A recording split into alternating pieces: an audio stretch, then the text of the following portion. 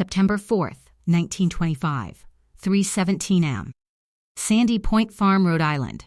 As the rain washes the last grains of summer from the windows, it is not just a man dying in this gilded chamber. It is the end of an empire built on steel and steam, now dissolving in whiskey and regret. The Atlantic hurls itself against the rocky coastline with a violence that rattles the leaded glass windows of the 43-room estate. Inside the master suite, the storm becomes mere accompaniment to a quieter, more devastating disintegration. The air hangs thick with the scent of expensive failure, French cologne mingling with the sour tang of perspiration, medicinal camphor, and something darker, the unmistakable aroma of a body surrendering to its own excesses. Reginald Claypool Vanderbilt lies motionless in a bed carved from Brazilian rosewood, its posts thick as ship masts, its canopy draped in silk imported from Lyon at ruinous expense. The sheets beneath him are Egyptian cotton, with a thread count so high they feel like liquid against skin. Yet for all their luxury, they cannot disguise the reality of what is happening here. His breathing comes in shallow, irregular gasps, the sound of magnificent machinery failing, of systems shutting down one by one.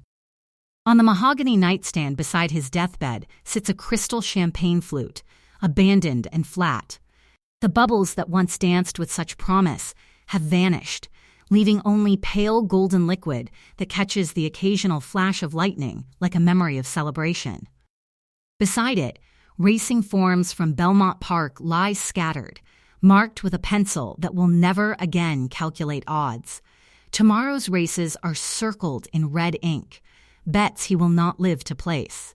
The mathematics of destruction are elegant in their brutal simplicity.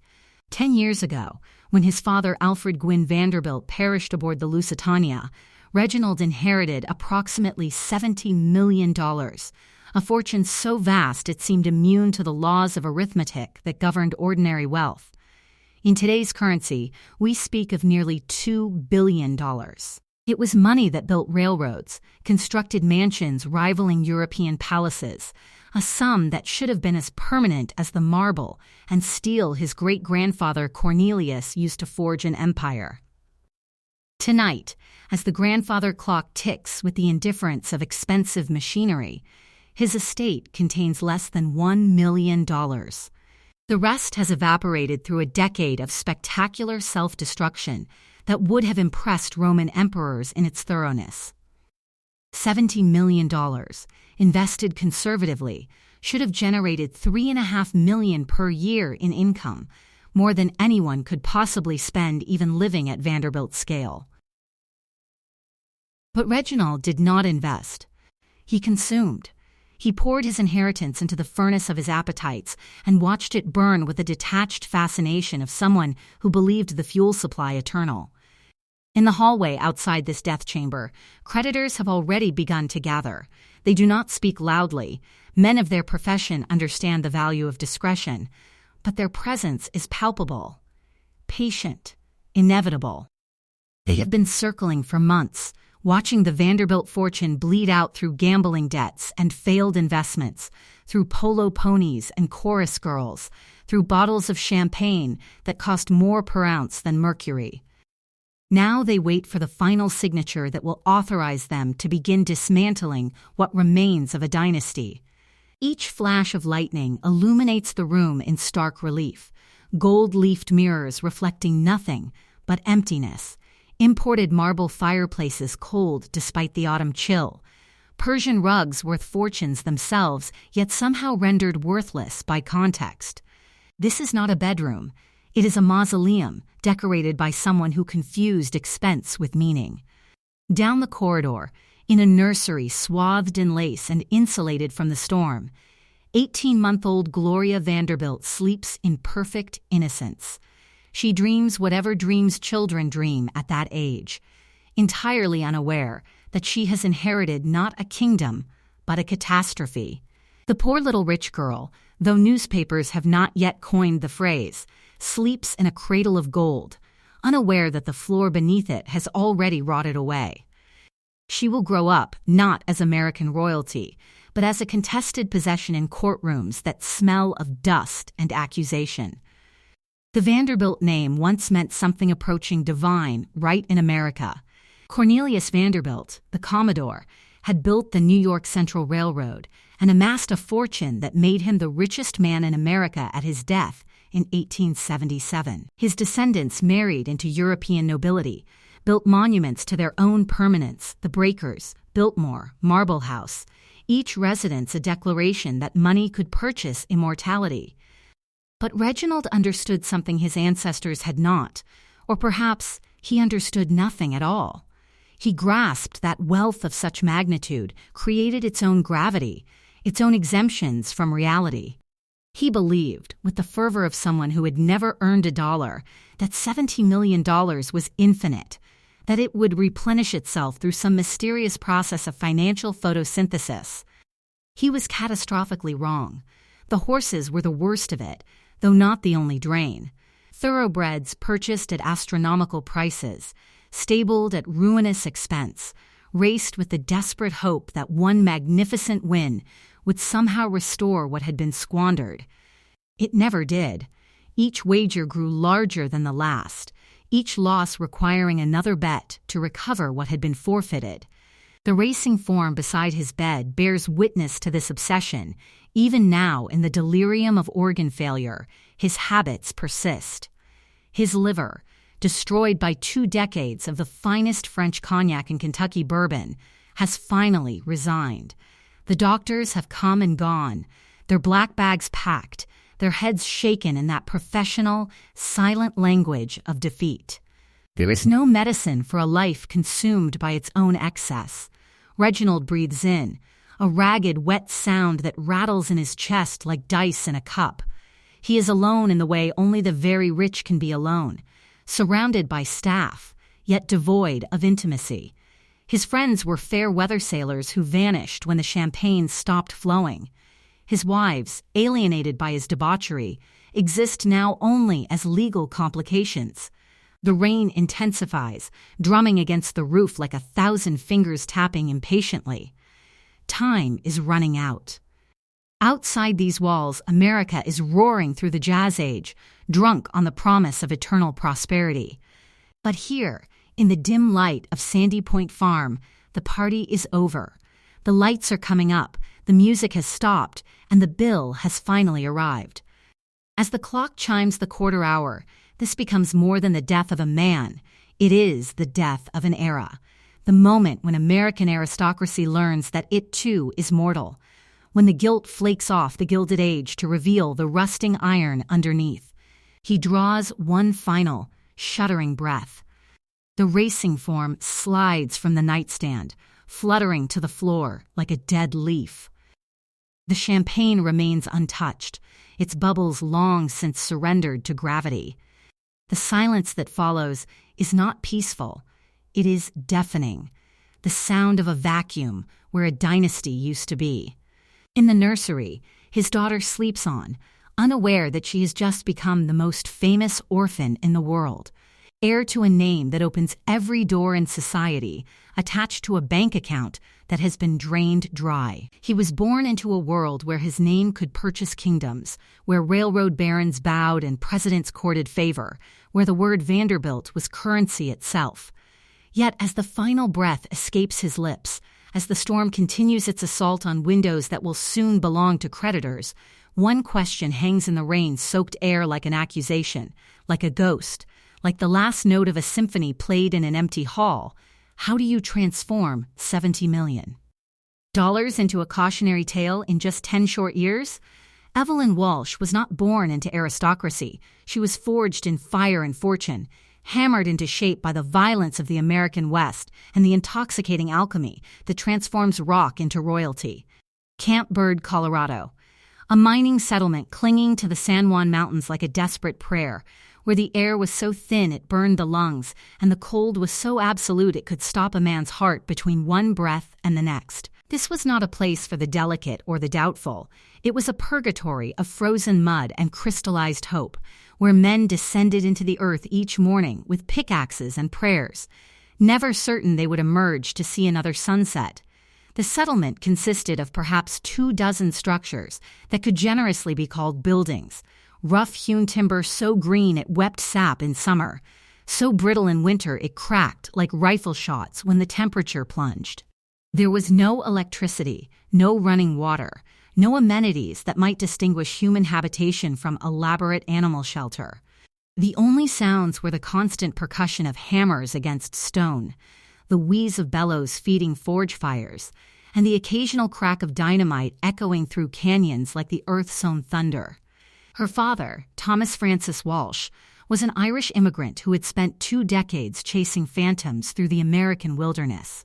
He was a carpenter by trade, a dreamer by necessity, a man who understood intimately that the earth gives nothing freely, and when it yields its secrets, it does so only to those who refuse to surrender.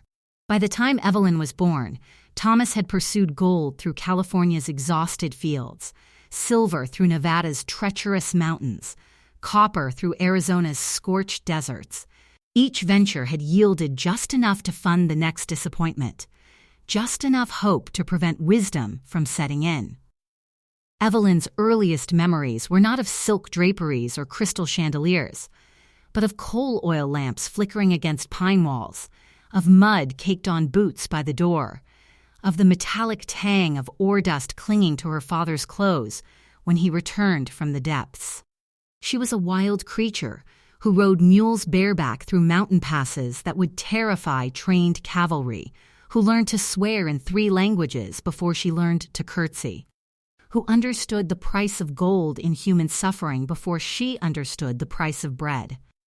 Her mother, Carrie Bell Reed Walsh, fought desperately to maintain some veneer of civilization in this wilderness, teaching Evelyn to read by candlelight, insisting on proper table manners even when the table was rough pine and the meal was beans and salt pork.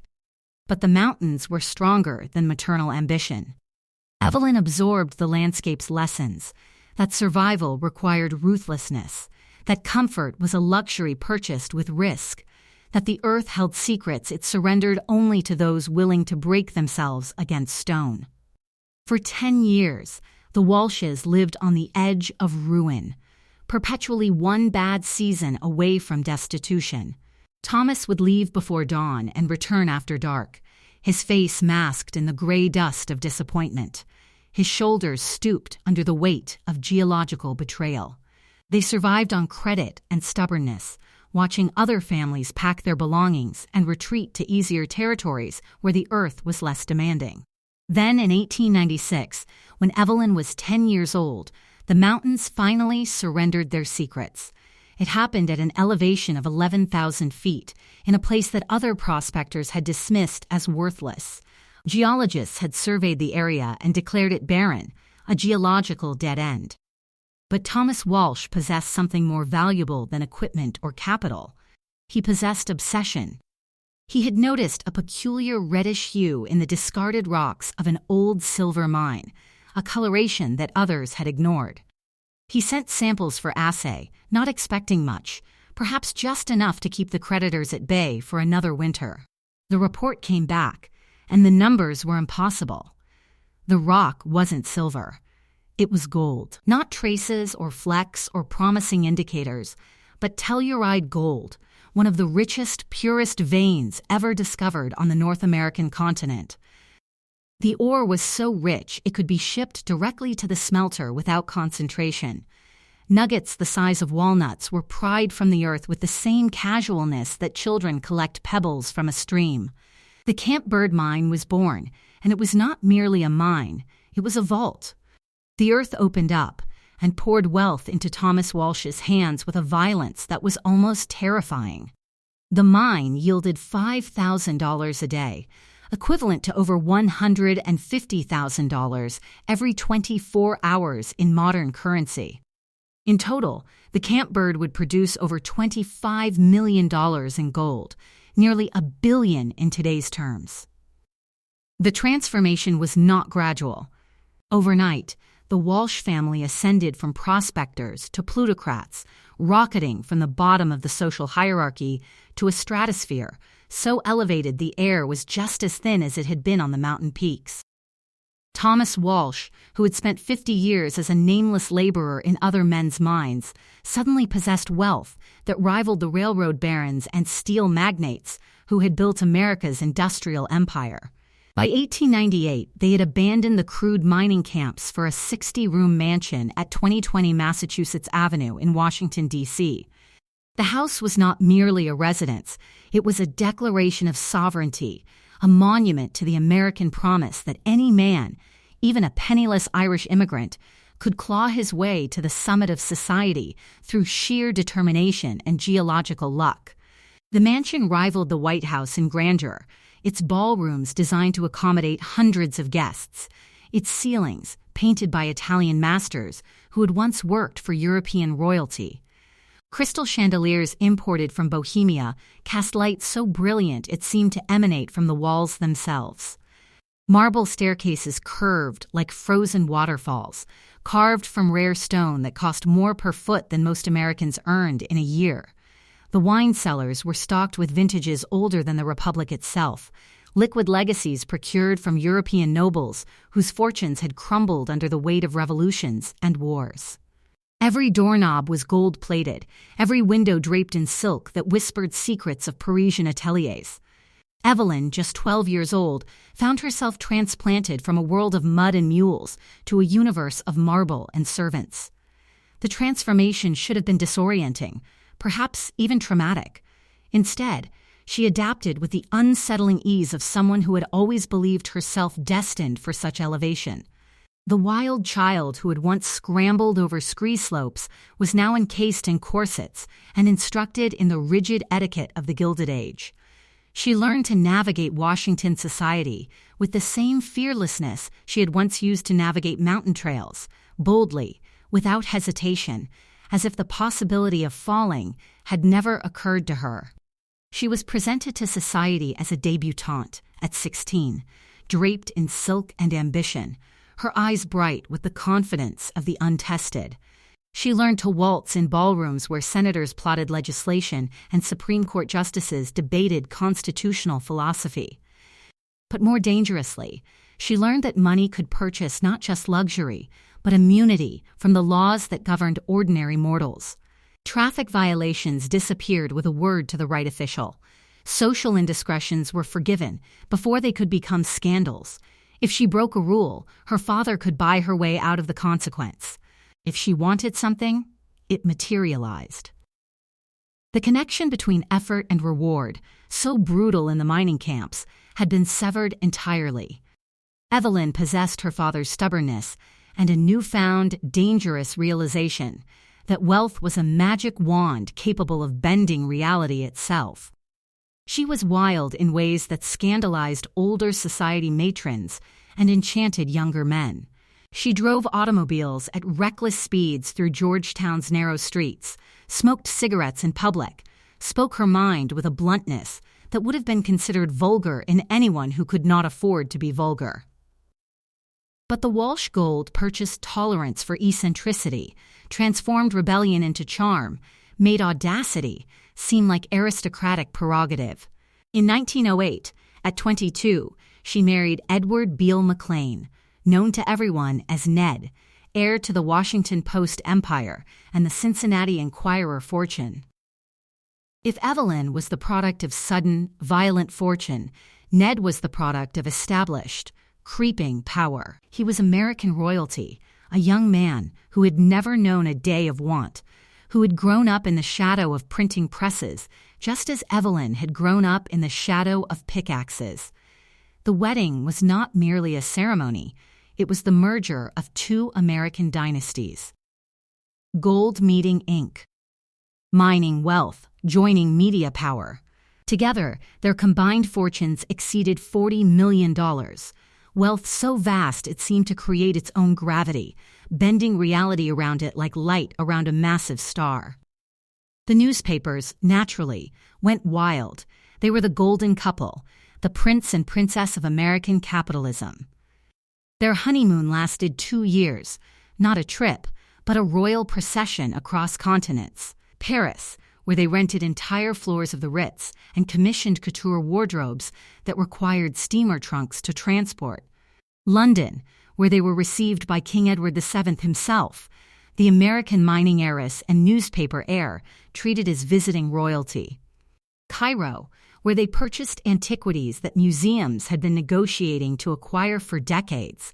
Constantinople, where they hired entire orchestras to perform private concerts in hotels that had hosted sultans. They spent money like water, as if the supply were infinite, as if consequences were for lesser beings who had not been blessed by geology and inheritance. In Paris alone, they spent over $100,000 in 3 months, more than most Americans would earn in several lifetimes. They purchased jewelry the way ordinary people purchased groceries, automobiles the way others bought books. Every whim became reality before the desire had fully formed. Every fantasy was indulged before it could mature into genuine longing. During those intoxicating years, Evelyn learned perhaps the most dangerous lesson of her life, that desire and fulfillment could be compressed into a single moment, that the gap between wanting and having could be eliminated entirely if one possessed sufficient resources. It was a lesson that would prove catastrophic, because it taught her that patience was for the poor, that restraint was for those who lacked options, that the universe bent to accommodate those who refused to acknowledge limitations. They believed they were the authors of their own destiny, that they looked at the world and saw only a playground constructed for their amusement. The tragedies of common mortals, poverty, sickness, bad luck, were abstract concepts, things that happened to other people. People who didn't have 60-room mansions and gold mines that seemed to regenerate wealth through some mysterious process of geological photosynthesis. But hubris is a patient hunter. It watches from the shadows, waiting for the moment when confidence curdles into blindness, when immunity becomes arrogance, when the very wealth that protects also corrupts. For Evelyn and Ned McLean, that moment was approaching with the inexorable precision of a Swiss timepiece. It was in the summer of 1910, as their grand tour wound its way back to Paris, that destiny finally revealed its hand. They were wandering through the exclusive salon of Pierre Cartier on the Rue de la Paix, a sanctuary of velvet and whispered prices, where European royalty came to purchase glittering tokens of their own mortality. Cartier was not merely a jeweler, he was a student of human nature, a man who understood that some customers didn't simply want beautiful objects, they wanted to possess what others feared to touch. And so, recognizing something dangerous and familiar in Evelyn's defiant eyes, he brought out the blue box. Inside lay something that would rewrite the very definition of consequence, a blue stone with a history written in blood, and a future that would consume everything she held sacred. The Hope Diamond possessed a pedigree written in catastrophe, a genealogy traced not through noble bloodlines, but through the wreckage of dynasties and the silence of graves. It was more than a jewel. It was a crystallized prophecy, 45.5 carats of blue fire that had witnessed the rise and fall of empires, the severing of royal necks, the dissolution of fortunes that had seemed as permanent as the stars themselves. Legend claimed the stone began its malevolent journey in the coal mines of Golconda, India, where it served as the eye of a sacred idol dedicated to the goddess Sita. When French merchant Jean-Baptiste Tavernier pried it from the deity's face in the 17th century, Brahmin priests whispered a curse that would echo across oceans and centuries. Whoever possessed the stone would lose everything they cherished before losing themselves. Whether Tavernier died by wild animals or simply faded into obscurity mattered less than the pattern his theft established. The diamond would consume its owners with the patience of geological time. King Louis Sive, the Sun King, acquired the stone in 1668 and had it cut from its original crude form into a magnificent 67-carat jewel known as the French blue. He wore it on ceremonial occasions, a fragment of midnight against ermine robes, a symbol of divine right made manifest in crystalline form. But even the most radiant suns must set.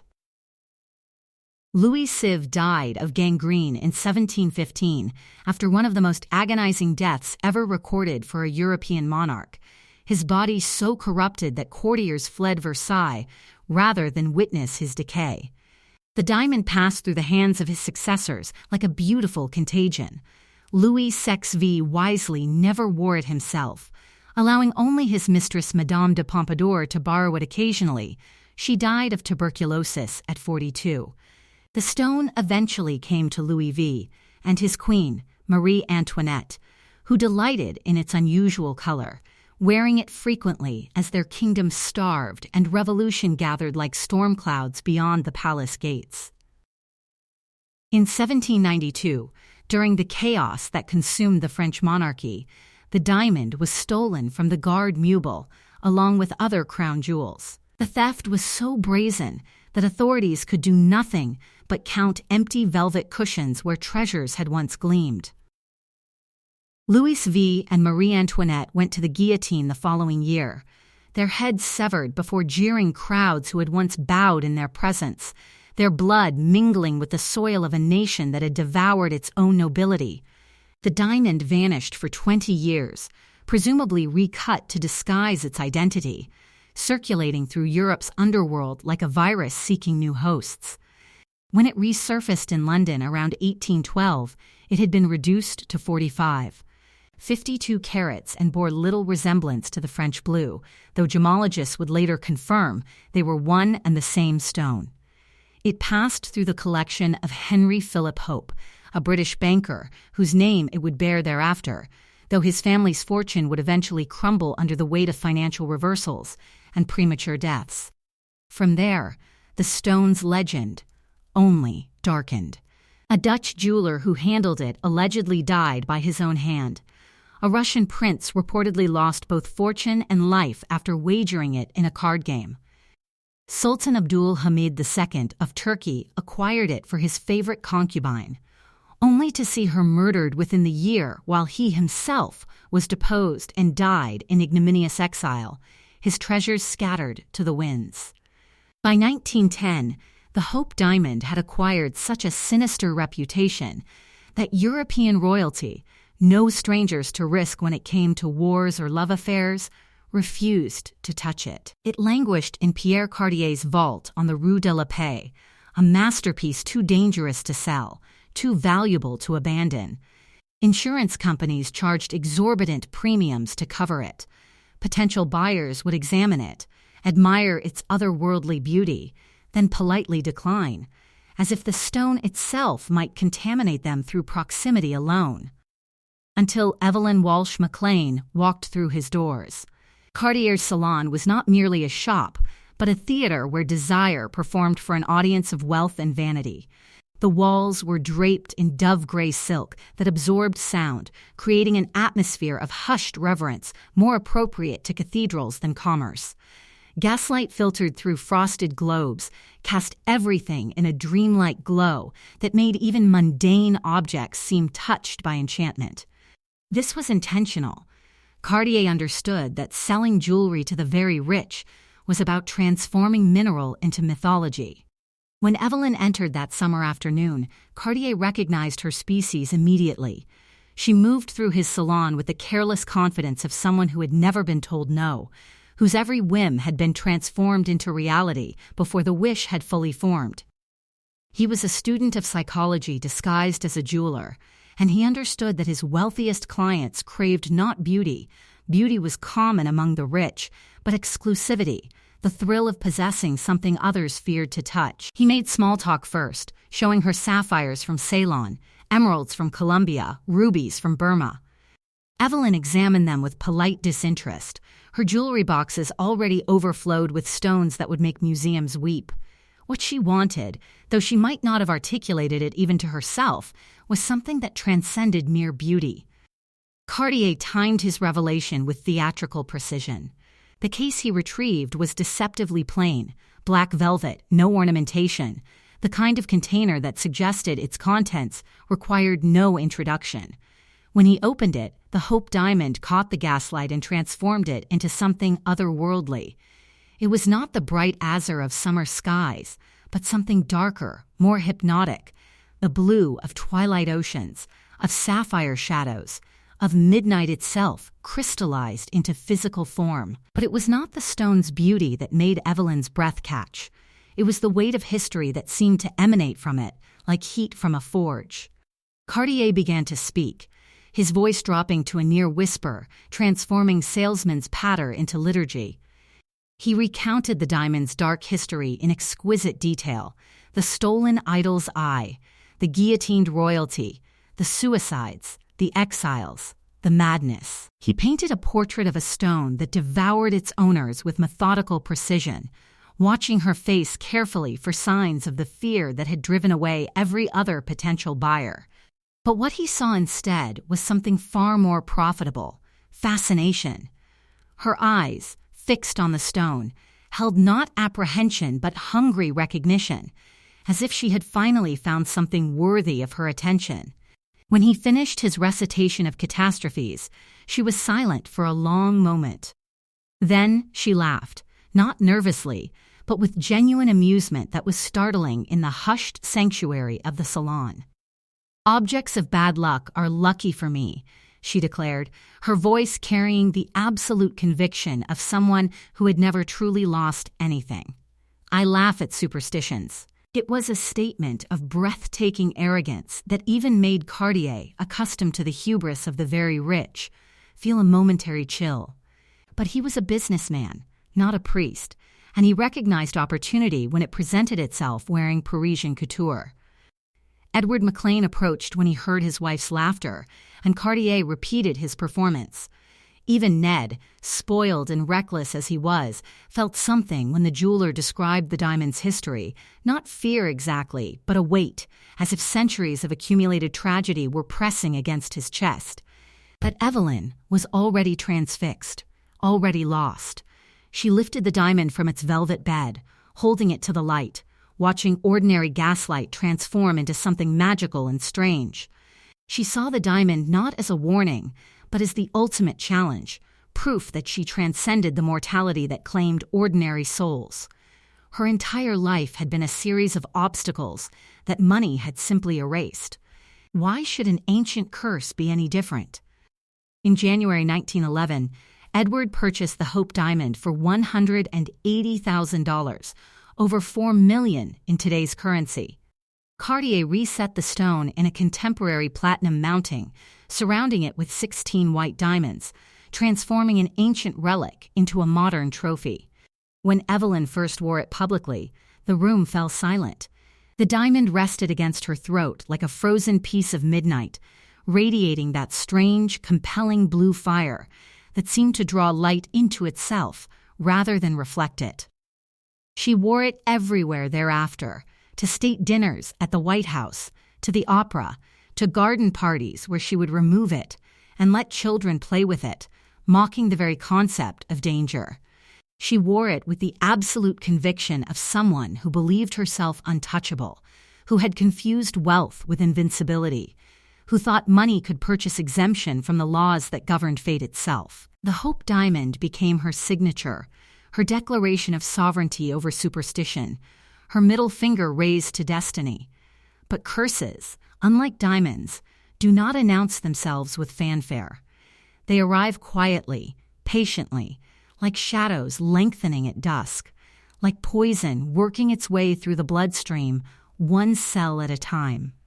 And for Evelyn Walsh McLean, as she posed for photographers with the Hope Diamond blazing at her throat, as she laughed at warnings and dismissed centuries of accumulated tragedy as medieval nonsense, the darkness was already gathering around the edges of her gilded paradise, silent, inevitable, and utterly merciless. For nearly a decade, it seemed Evelyn had won her wager against fate, transforming a 300-year-old curse into nothing more than an elaborate conversation piece. The Hope Diamond blazed at her throat like a captured fragment of midnight, and nothing terrible had happened. No guillotines descended, no empires crumbled, no mysterious deaths plagued her household. Each public appearance without catastrophe felt like another victory against the accumulated superstitions of centuries, proof that American wealth could indeed purchase immunity from the laws that governed ordinary mortals.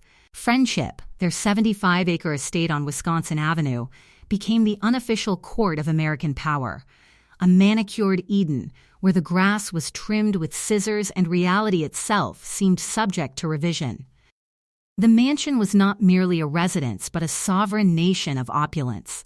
60 rooms spread across multiple wings, each decorated with the kind of careful extravagance that only unlimited wealth could achieve. Crystal chandeliers cascaded light onto parquet floors, polished to such brilliance they reflected guests like still water reflecting stars. The ballrooms could accommodate hundreds, glittering jewelry boxes of gold leaf and marble, where champagne flowed like water through fountains, and the music never stopped. Presidents came to Friendship as supplicants disguised as guests. Warren G. Harding was a regular visitor, slipping away from the suffocating protocols of the White House to play poker and drink bourbon in rooms where no stenographer recorded his indiscretions. Supreme Court justices debated constitutional philosophy while servants in white gloves refilled their glasses with wine that cost more per bottle than most Americans earned in a month. Foreign dignitaries arrived in motorcades, their credentials checked by guards who patrolled the estate's perimeter with military precision, understanding that they were protecting not just a family, but an institution. Evelyn presided over this kingdom with the absolute authority of someone who had never questioned her right to rule. She wore the Hope Diamond like armor, a visible symbol of her invincibility against superstition. At parties, she would let her Great Dane wear it during dinner, or toss it casually to guests, laughing as they fumbled to catch a fortune that had once adorned the necks of doomed queens. It was the ultimate power move, to treat an object of legendary terror as a plaything, to reduce a curse to costume jewelry. When whispers about its dark history followed her into drawing rooms, she would tilt her head so the stone caught the light and laugh with genuine amusement. But beneath the music and laughter, beneath the clinking of crystal and the roar of the Jazz Age, hairline fractures were silently forming in the foundation of their paradise.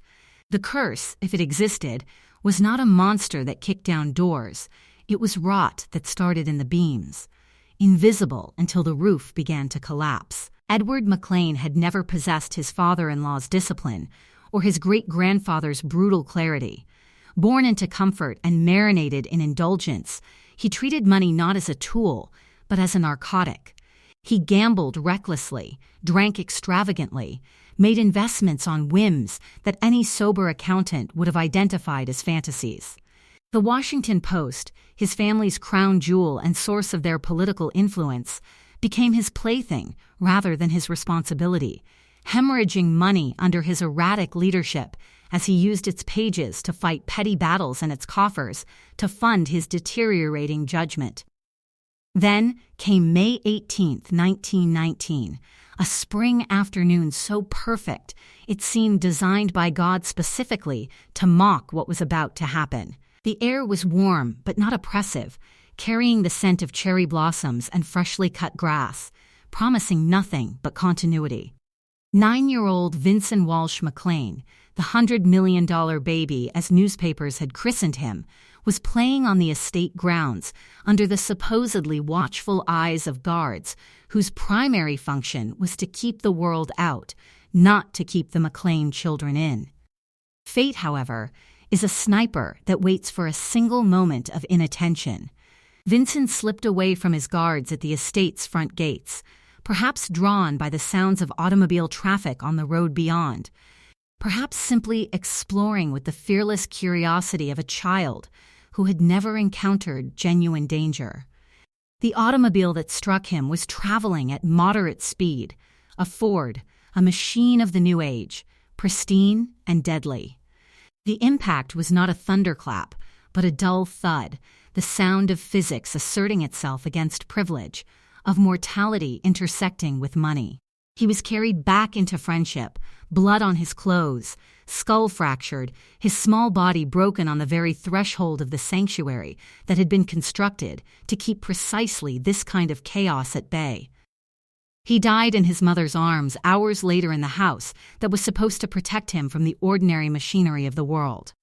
The $100 million baby, who had wanted for nothing, who had been surrounded by every protection money could purchase, died just like the poorest child in a tenement, his lungs failing, his heart stopping, his future evaporating into the sterile air of a bedroom that smelled of antiseptic.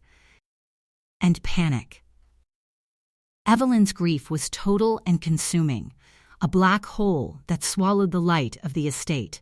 She locked herself in her bedroom for weeks, refusing food, refusing visitors, refusing even the comfort of her remaining children. She clutched the Hope Diamond as if it could resurrect the dead, as if the same stone that had supposedly brought down kings might somehow reverse time itself. She spoke to it, pleaded with it, bargained with a god she had largely ignored, but the diamond remained cold and indifferent against her palm, offering no magic, no miracles, only its eternal blue fire that now seemed less like beauty and more like accusation. When she finally emerged, something fundamental had shattered within her. The arrogance was gone, replaced by a brittle, frantic energy. She began hosting seances in the same rooms where presidents had once debated policy, bringing spiritualists and mediums to friendship, desperate to contact Vincent's spirit, to hear his voice one more time. She sat in the dark, holding hands with strangers, while the Hope Diamond pulsed at her throat like a blue bruise. She consumed laudanum with increasing frequency, the opiate tincture offering temporary escape from a reality that had become unbearable. And through it all, she wore the diamond, to bed while she wept, as if removing it would invite further catastrophe. But the tragedies multiplied like reflections in a broken mirror, fracturing outward from that single moment of impact.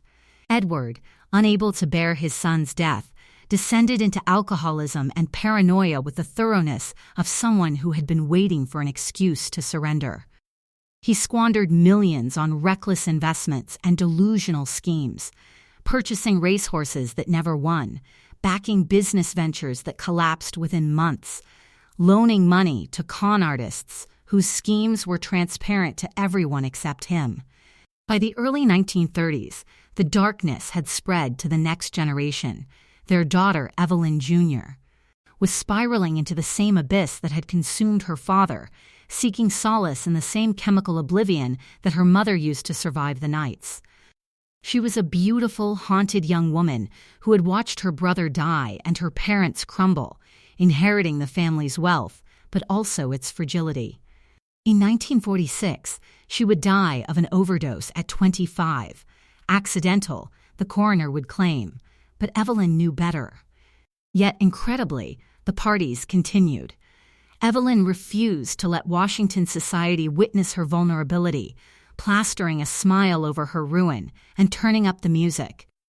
But now, the gatherings at Friendship felt like performances in a haunted theater, elaborate productions staged for an audience that could sense something had fundamentally changed.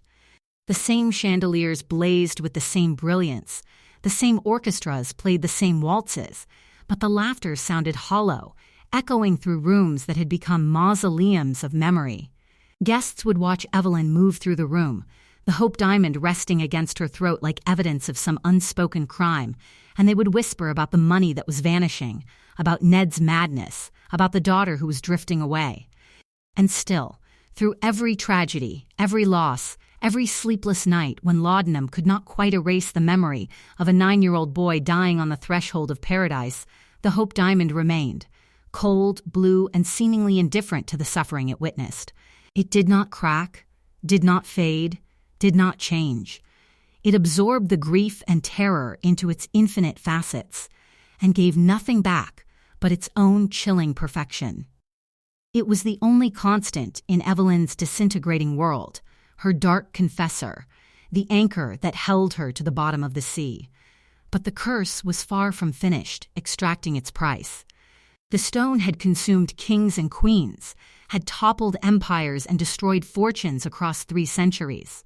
It had infinite patience, and Evelyn Walsh McLean, who had once believed herself untouchable, was learning that some debts compound over time, and the final payment is always more than anyone can afford. By 1933, the curse had evolved from personal tragedy to financial annihilation, transforming from the intimate horror of a child's death into the wholesale destruction of everything the McLean dynasty had built. The Great Depression provided the perfect camouflage for this collapse. As banks shuttered and breadlines stretched across American cities, the fall of a single gilded family could be dismissed as collateral damage in a broader catastrophe. But the McLeans were not merely victims of economic circumstance. They were being systematically dismantled by forces that seemed to possess both infinite patience and surgical precision. Edward Beale McLean had become a specter, haunting his own empire. Years of alcoholism, untreated mental illness, and the unbearable weight of his son's death had hollowed him out from within, transforming the man who had once commanded presidents into a broken king muttering at shadows. He wandered the halls of friendship like an intruder in his own sanctuary, seeing conspiracies in every corner, convinced that servants were poisoning his food and that government agents lurked among his staff. His hands trembled constantly from delirium tremens, and he would wake screaming about enemies that existed only in the fractured landscape of his deteriorating mind. The Washington Post, that crown jewel of American journalism and the source of the McLean family's political influence, had become his plaything, and then his victim. Under his erratic leadership, the newspaper was hemorrhaging money with the efficiency of a severed artery. He used its pages to settle personal grudges and promote delusional schemes, while circulation plummeted and advertisers fled like passengers abandoning a sinking ship. In June 1933, the inevitable occurred. Eugene Meyer purchased the Post for $825,000, a humiliating fraction of its actual worth, barely more than the value of its printing presses and real estate. It was not a sale, but a liquidation, the corporate equivalent of stripping a corpse for salvageable organs. By spring of that year, doctors had examined Edward and issued a diagnosis that sounded like an obituary: psychosis, chronic alcoholism, paranoid delusions. The courts declared him legally insane and committed him to a psychiatric hospital, where he was restrained in a straitjacket, his eyes vacant and wild, his brilliant mind reduced to fragments of incoherent rage. The man who had inherited media empires was now patient 247, shuffling through institutional corridors and hospital slippers, his dynasty's fate sealed by medical testimony and legal documents stamped with the cold authority of the state.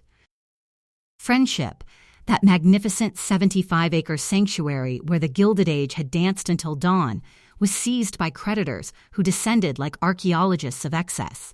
They moved through the echoing halls with clipboards and measuring tapes, cataloging every object that could be converted back into currency. The crystal chandeliers that had illuminated 1,000 diplomatic secrets became lighting fixtures, bohemian crystal, estimated value.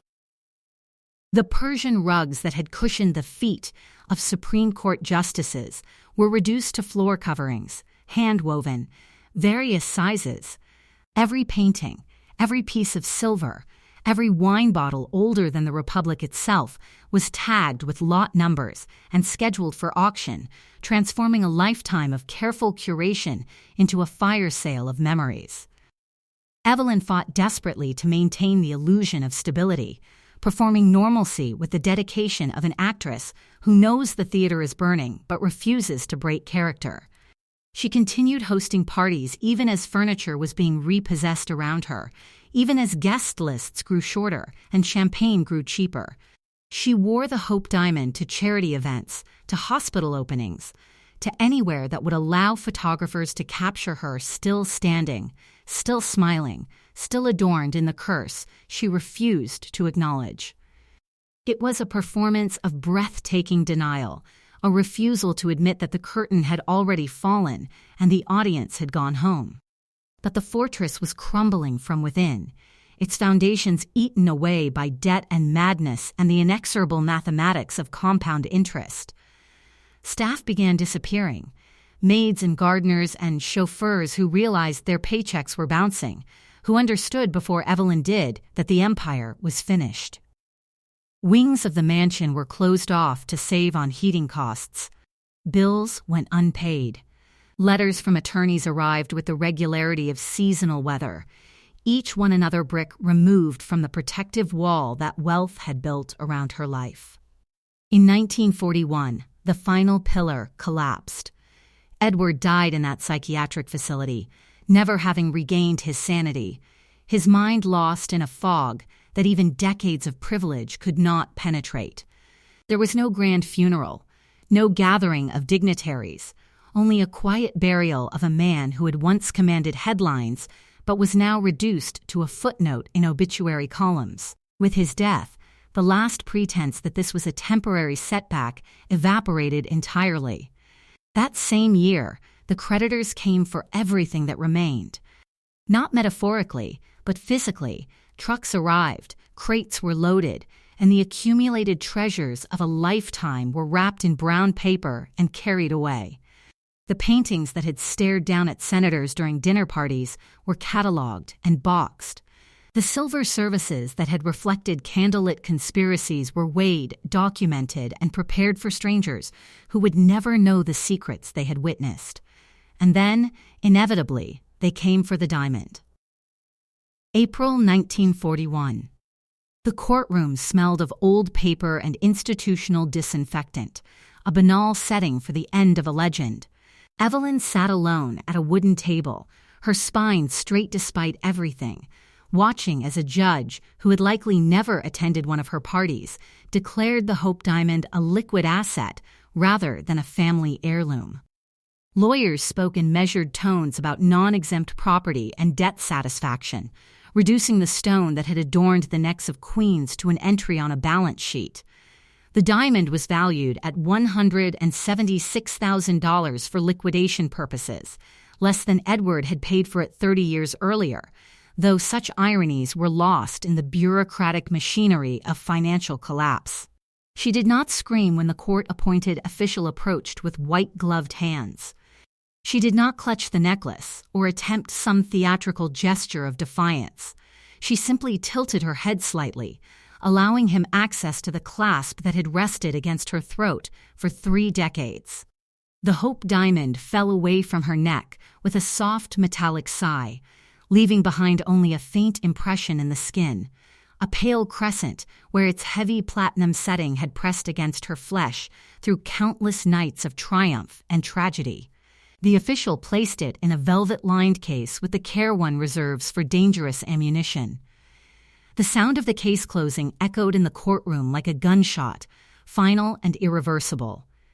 For 30 years, the stone had been her armor against mockery, her proof against fear, her declaration that she transcended the mortality that claimed ordinary souls. Now it was simply lot number 412, an asset to be liquidated by strangers who saw only carrots and clarity, not the dreams and defiance it had once represented. The diamond was eventually purchased by Harry Winston, the New York jeweler who specialized in acquiring legendary stones and transforming them into marketing opportunities. He would later donate it to the Smithsonian Institution in 1958, where it sits still behind bulletproof glass, rotating slowly under fiber optic lights, visited by millions of tourists who photograph it obsessively while knowing nothing of the woman who wore it last, who believed it could protect her from fate itself. Evelyn was moved to progressively smaller homes as her remaining assets vanished like water through cupped hands. From Friendship's 60 rooms to a modest townhouse, then to a cramped apartment, each relocation marking another step down the ladder she had once believed herself permanently stationed at the top of. Her friends, those glittering socialites who had once competed for her attention, disappeared like champagne bubbles, their loyalty extending exactly as far as her ability to host parties and provide entertainment. The telephone stopped ringing, invitations stopped arriving. Washington society, which had once revolved around her like planets around a sun, simply forgot she existed. Her mental state deteriorated alongside her finances. The laudanum she had used to numb the pain of Vincent's death became a necessity rather than an escape. She began forgetting things, appointments, conversations, sometimes entire days. The woman who had once commanded the attention of presidents now struggled to command her own thoughts, her mind as fractured as the fortune she had squandered. By 1946, declared mentally incompetent by the same courts that had once celebrated her philanthropy, she was committed to Shady Grove Psychiatric Hospital in Maryland. It was presented not as punishment but as mercy, the only humane option for a woman who could no longer care for herself, who had become a danger to herself through neglect, if not through intent. The curse had completed its work with mathematical precision, extracting payment not in a single catastrophic moment, but through the slow accumulation of losses, each building upon the last until nothing remained but an empty room and a woman who had forgotten why she had once believed herself invincible. The Hope Diamond had not needed to kill her. It had simply needed to wait, patient as geological time, while she destroyed herself, trying to prove that wealth could purchase exemption from the laws that govern all mortal things. On April 26, 1947, Evelyn Walsh McLean died alone in that sterile hospital room, 60 years old and forgotten by the world she had once commanded. Outside, spring rain washed the streets of Washington, indifferent to the passing of a woman who had once believed she could laugh at curses and transcend destiny through sheer force of will. The newspapers barely noticed. A single paragraph buried on page 12 of the Washington Post her family had once owned. Squeezed between advertisements for household goods, the final punctuation mark on a dynasty's epitaph.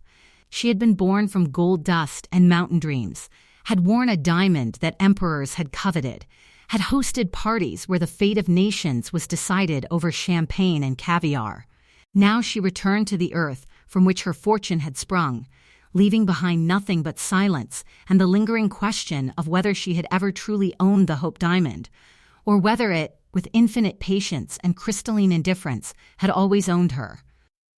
Evelyn's death merited only a brief obituary in the April 27, 1947 edition of the Washington Post, a typographic whisper for a woman whose life had once been a scream of opulence. The newspaper her family had once owned, the institution that had amplified her triumphs and documented her spectacular downfall, buried her passing in 3 short paragraphs squeezed between advertisements for household appliances and notices of minor civic appointments. There were no banner headlines, no photographs of her in her prime, no florid eulogies celebrating a life of consequence.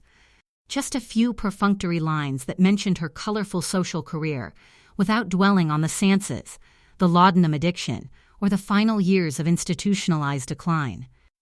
The woman who had once commanded presidential attention, who had thrown parties where Supreme Court justices debated constitutional philosophy over champagne, was dismissed with the bureaucratic efficiency of a form being filed and forgotten. The silence that followed her death was not peaceful. It was the heavy, suffocating silence of complete erasure.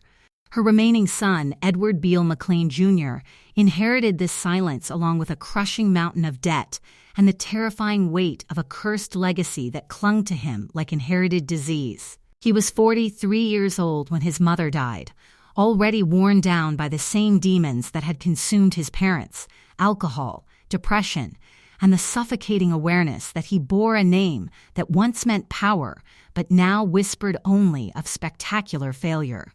There were no trust funds waiting for him, no sprawling estates, no controlling interest in newspapers. What he received instead was the accumulated wreckage of a dynasty, lawsuits, creditors' claims, and the intangible but crushing burden of being the last McLean standing. He had grown up in the long shadow of catastrophe, watching his older brother Vincent die at 9, his sister Evelyn Jr. Overdose at 25, his father descend into madness, his mother decay in slow motion, first socially, then financially, then mentally. The trajectory of his life seemed less like a new story, and more like the final chapter of an epic already written in blood and blue fire. He battled the same demons with the same futility, drifting through the wreckage of his family's history like a man haunting his own existence. When he died in 1967 at 54, liver failure, the doctor said, though anyone who knew the family history understood it was something deeper, the McLean dynasty ended definitively. There were no heirs of consequence, no revitalized fortunes, no triumphant comebacks. With him, the family simply evaporated, leaving behind only cautionary tales whispered in Washington drawing rooms by the few elderly socialites who still remembered the sound of Evelyn's laughter. Edward Beale McLean, the patriarch who had helped orchestrate their ruin, had preceded his wife into death by 6 years, expiring in that psychiatric facility in 1941 without ever regaining his sanity. There was no grand funeral, no gathering of the powerful men who had once sought his favor, no eulogies celebrating his contributions to American journalism. He was buried without ceremony in a grave that received no visitors, mourned by almost no one except perhaps the ghost of the man he might have been if born into different circumstances.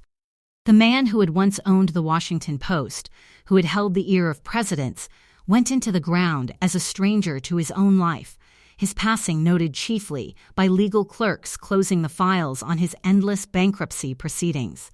Meanwhile, the object that had presided over this slow-motion demolition began its new existence as a museum artifact, shedding its role as personal curse to become public spectacle. Harry Winston, the astute New York jeweler who had purchased the Hope diamond from the liquidation of Evelyn's estate, understood that the stone was too heavy with history to be sold to another private individual. Who would want it? Who could wear it without feeling the phantom weight of Marie Antoinette's severed head or Evelyn McLean's broken heart? In 1958, Winston made the calculated decision to donate it to the Smithsonian Institution, sending it via ordinary registered mail in a brown paper package, a final, perverse indignity for a gem that had destroyed empires. At the Smithsonian, the diamond underwent a complete transformation. It ceased to be a necklace worn by a grieving mother and became specimen number 217868, placed behind bulletproof glass in a rotating display that allowed it to catch light from every angle. It became one of the most visited objects in American history, viewed by over 100 million people since its installation. Tourists press their faces against the protective glass, photograph it obsessively with cameras and phones, marveling at its otherworldly blue fire, while remaining blissfully ignorant of the woman who wore it to bed, who clutched it during seances, who believed it could protect her from the very fate it seemed to invite. The Smithsonian's placard mentions the curse in passing, recounting the legends of doomed kings and guillotined queens with the detached amusement of institutional authority. Scientists explain that its unusual blue color derives from trace amounts of boron, that its phosphorescence under ultraviolet light is merely physics rather than supernatural malevolence. But nowhere does it mention Evelyn Walsh McLean by name. The last private owner has been erased from its official history as thoroughly as if she never existed. The physical footprint of the McLean dynasty vanished with even greater speed than their reputation. Friendship, the 75-acre estate where presidents had danced and treaties had been informally negotiated, was demolished in 1950. The wrecking balls arrived with the same efficiency that creditors had once used to catalog its contents, reducing 60 rooms of marble and crystal and accumulated dreams to rubble in a matter of weeks. The mansion that had rivaled the White House in grandeur, with its ballrooms designed to hold hundreds and its wine cellars stocked with vintages older than the Republic, was not preserved as a museum or historic landmark. It was simply erased. Today, a suburban neighborhood called Friendship Heights stands where Evelyn hosted the most powerful figures in America. Split-level homes with aluminum siding occupy the space where ballrooms once sparkled with crystal chandeliers.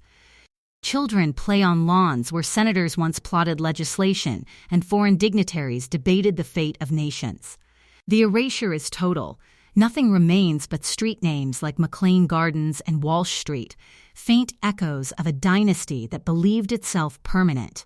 now reduced to navigational conveniences for residents who walk their dogs over ground that once soaked up the champagne of the Jazz Age.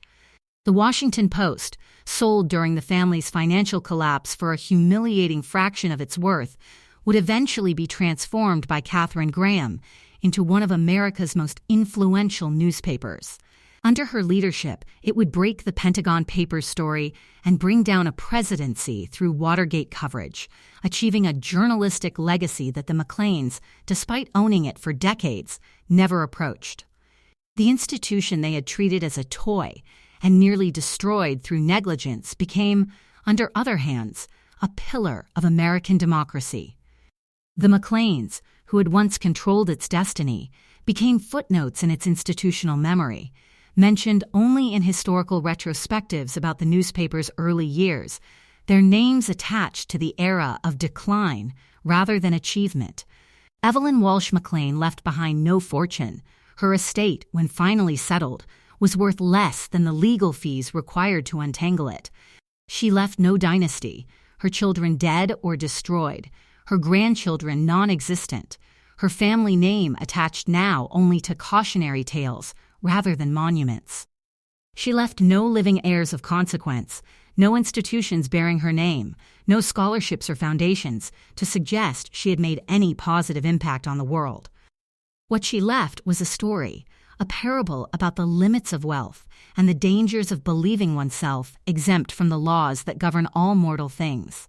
And she left a diamond that would outlive her by decades, centuries, perhaps millennia, a 45.5-carat fragment of crystallized carbon that cares nothing for the humans who briefly possess it, that will still be rotating under museum lights long after everyone who ever knew Evelyn's name has returned to dust. The Hope Diamond exists on a timescale that mocks human ambition. It is older than empires and will outlast nations. Barring theft, catastrophe, or deliberate destruction, it will remain long after every building in Washington has crumbled, after every tree on Massachusetts Avenue has turned to dust. Her grave in Rock Creek Cemetery is modest, unvisited, slowly being reclaimed by the vegetation that surrounds it. No tourists make pilgrimages there. No historical markers explain who she was or what she represented.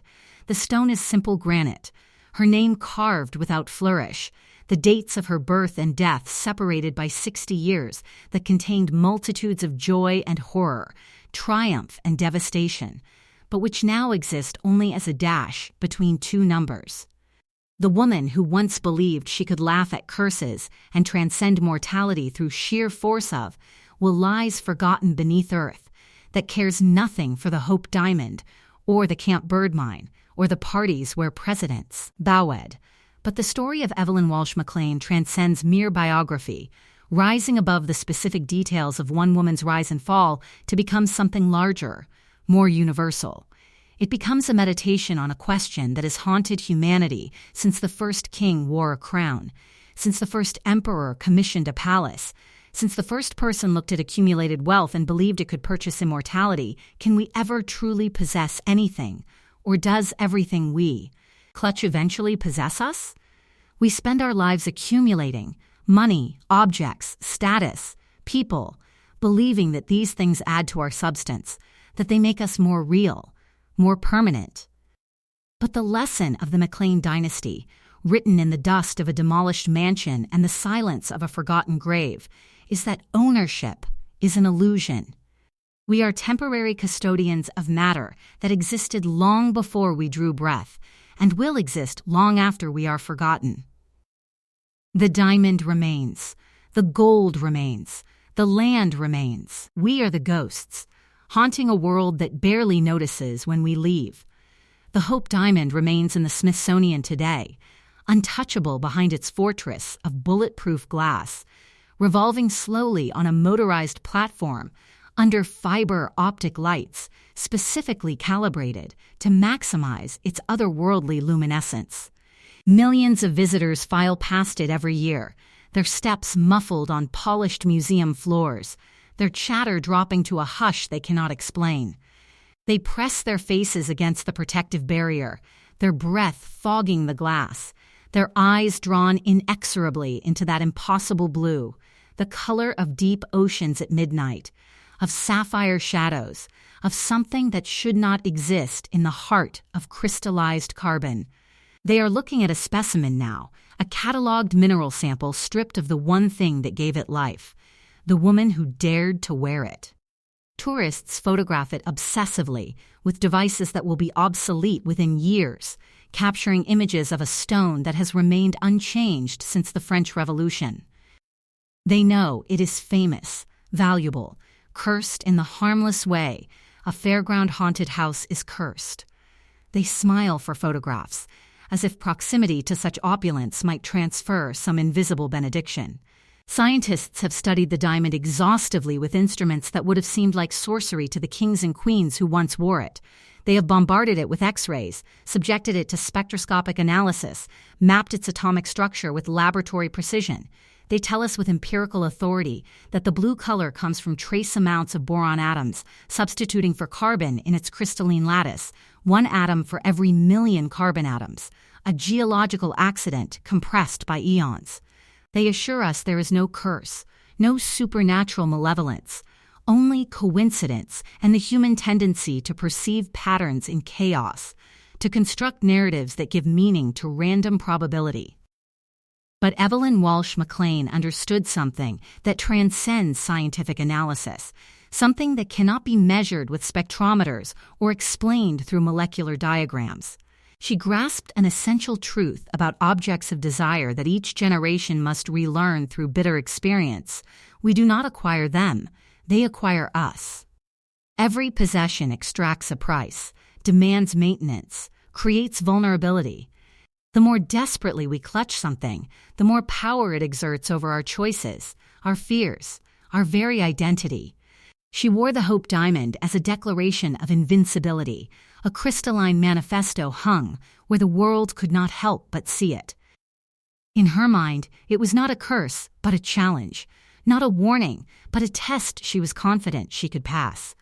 She turned centuries-old superstition into a private duel between herself and fate, certain that American wealth and modern rationality would prevail where monarchs had failed. It became her talisman against mortality, her glittering protest against the idea that tragedy could reach her estate, her ballroom, her children. But in doing so, she bound herself to the stone with chains stronger than any platinum setting. Every catastrophe that followed, her son's senseless death, her daughter's overdose, her husband's descent into madness, her financial collapse, became inseparable from the blue fire at her throat. The diamond did not cause these events through supernatural intervention, but it became the lens through which they were interpreted, the cornerstone of a narrative that would not release her. Once you believe that an object defines you, every joy and every wound begins and ends with it. She clutched the Hope Diamond during seances, believing it was a conduit to the dead. She wore it to bed as armor against nightmares. She refused to remove it despite gossip, warnings, and repeated reminders that no previous owner had escaped unscathed. With each tragedy, each whispered curse in drawing room corners, she tightened her own psychological shackles. The diamond became her prison disguised as her crown, her curse masquerading as her protection. When the stone was finally taken from her in that sterile courthouse in 1941, when the court-appointed official unclasped it from her throat and placed it in a velvet case, she had nothing left. Not because the diamond held magical properties that sustained her life force, but because she had spent 30 years investing it with such profound significance that its removal left a void that could not be filled. Without the Hope Diamond, she was simply Evelyn, not the woman who laughed at curses, not the socialite who wore what queens had feared. Just another broken widow whose identity had been amputated along with her most prized possession. This is the true curse of the Hope Diamond, not that it brings misfortune through supernatural mechanisms, but that it reveals a devastating truth about wealth and power. The things we clutch most desperately often become the instruments of our destruction. We build gilded cages and call them sanctuaries. We accumulate objects to prove we exist, to anchor ourselves to the earth. But the objects are indifferent. They do not love us or protect us. They simply wait for us to die so they can be passed to the next pair of warm hands. Evelyn Walsh McLean was born into gold extracted from Colorado mountains and married into influence built on newsprint and political connections.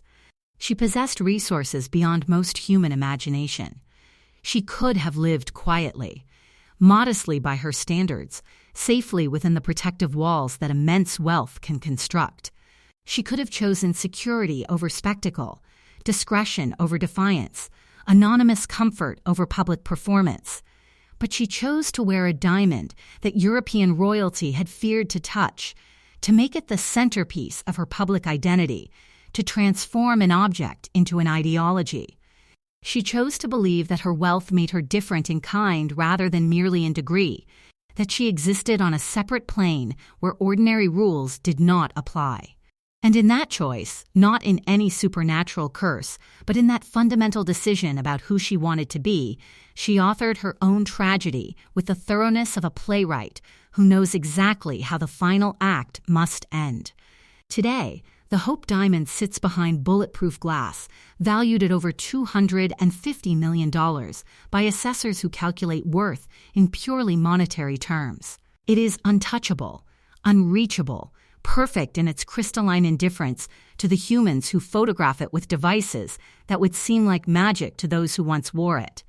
It rotates with mechanical precision, marking time that has no meaning to a stone that has witnessed 3 centuries of human folly and will witness countless more. And somewhere beneath the earth in Rock Creek Cemetery, in a grave overgrown with vegetation and visited by no one, lies the last woman who dared to make the diamond her own. The contrast is absolute. The diamond remains perfect, unchanging, its molecular structure as stable as anything in this universe can be, while Evelyn Walsh McLean has returned to the carbon and calcium from which all human bodies are constructed. She lost everything: fortune measured in tens of millions, family destroyed by death and madness, sanity eroded by grief and laudanum, life itself extinguished in a psychiatric hospital where she died as patient 4127. But the diamond, cold and blue and utterly unmoved by human suffering, endures.